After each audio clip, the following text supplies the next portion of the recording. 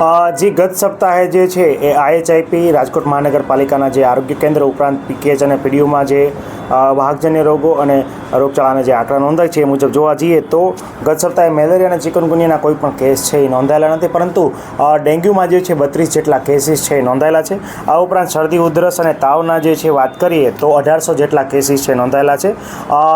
ઝાડા ઉલટીના જે છે એ 230 જેટલા કેસીસ છે નોંધાયેલા છે, જ્યારે ટાઇફોઇડના 4 અને જોન્ડિસના જે છે એ 2 કેસ નોંધાયેલા છે, જ્યારે કોલેરાનો એક પણ કેસ છે ગત સપ્તાહે નોંધાયેલો નથી. ખાસ કરીને સર, જે ડેન્ગ્યુના કેસ છે તે સતત વધી રહ્યા છે, આની પાછળનું કારણ શું છે અને શું પગલાં લેવા?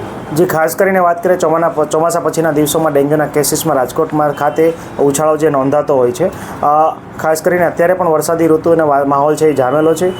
ખાસ કરીને જે એડિસ ઇજિપ્તી મચ્છર જે છે એ પોતાના ઈંડા છે એ ભેજવાળી સરફેસ છે અને ત્યાં સપોર્ટ મળે તે રીતે મૂકતા હોય છે, અને એમાંથી 14 થી 21 દિવસની અંદર જે છે એડલ્ટ મોસ્કીટો જે છે એ બનવાની શક્યતા છે રહેલી હોય છે.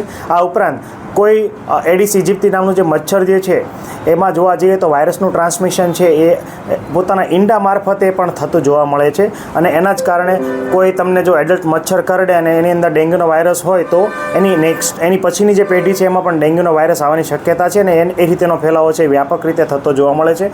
હાલ જે છે ખાસ કરીને પોરા અને એન્ટી લાર્વિસિડલ ઉપરાંત જે એન્ટી એડલ્ટ કામગીરી છે એ અમારી રાજકોટ મહાનગરપાલિકાની મેલેરિયા શાખા દ્વારા કરવામાં આવે છે.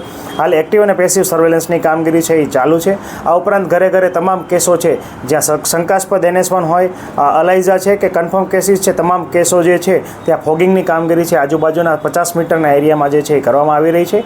આ ઉપરાંત જોવા જઈએ તો 7500 જેટલા ઘરોમાં ગત સપ્તાહે ફોગિંગની કામગીરી કરવામાં આવી છે. આ ઉપરાંત રાજ્ય કક્ષાએથી મળતી સૂચનાઓ મુજબ જે છે એ કાર્યવાહી કરવામાં આવે છે. દંડની કાર્યવાહી પણ જે છે એ દંડ અને આસામીઓને નોટિસ આપવાની કાર્યવાહી પણ છે એ રાજકોટ મહાનગરપાલિકાની મેલેરિયા શાખા દ્વારા કરવામાં આવે છે.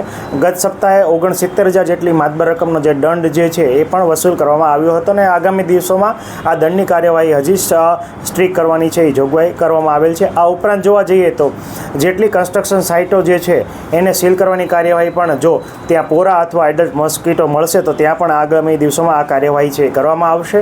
આ ઉપરાંત જે સ્વચ્છતા હી સેવા જે છે પખવાડા અંતર્ગત ખાસ કરીને જ્યાં આર્ટિફિશિયલ પાણીનો ભરાવો થાય છે ત્યાં ઓઇલ બોલ નાખવાની કામગીરી, અગાસીઓ જે છે જે બંધ મકાનની અગાસીઓ છે ત્યાં પણ જો પાણીનો ભરાવ હોય તો ત્યાં ઓઇલ બોલ નાખવાની કામગીરી છે અમારા મેલેરિયા વર્કર દ્વારા હાલ જે છે કરવામાં આવી રહી છે.